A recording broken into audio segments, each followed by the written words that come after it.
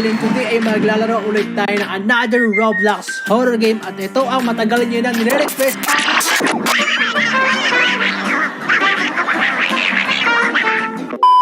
Okay guys, so chapter 1 muna tayo. Book 1, you are living in a happy family with your brothers and sisters. But things took a turn for the worse when a mysterious hooded man came on the front porch. So, ang kasama lang natin, brother and sister. Okay guys, where are we? Ano to? Nakakulong ba tayo? Nakakulong ba tayo dito? Ano to? Kotse? Kotse pala ito guys. Yung kotse natin gawa sa kahoy. Ang galing gawa sa kahoy yung kotse. Okay, sino ba to? Ito ba yung tatay natin? Tay, bakit ka kalubutay? Bakit ka kalubutay? Oh, grabe. Kakauwi lang natin. Napakadumi agad ng bahay clean trashes inside the house. Okay. Wow. Hotdog. Dad. Guys. Sa puta. Bilis mo naman. Okay, so ito yung dad natin guys. So tingin ko dapat sundin natin yung mga utos niya. So kapag di ba sunod yung utos niya, magagalit siya. Ganun ba? Kasi ngayon ko pala ito lalaruin talaga eh. Okay, ito na po dad inaayos. Ding ding dong, ding dong ding, bum bum. Feeling sensitive? Aveeno Skin Relief soothes skin in 20 seconds. My sensitive skin feels calm and moisturized. Aveeno.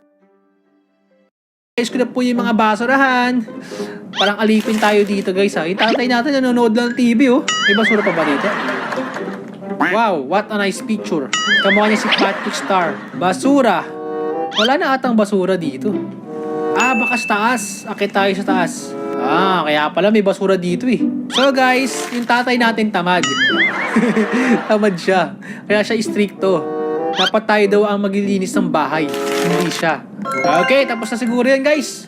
Prepare instant noodles for dinner with dad in the kitchen. Grabe itong tatay natin guys Lahat na lang, tapos sa atin ipapagawa. Inutos sa atin lahat Tamad nga to, tamad. So, saan ba yung noodles? Okay, so meron tayong noodles dito guys. Wow. Parang french fries okay dito, lagay tayong noodles. You need a cooked noodles, lol. Okay. Alam ko gagawin ko. Lutuin muna natin yung noodles. Pambihira naman.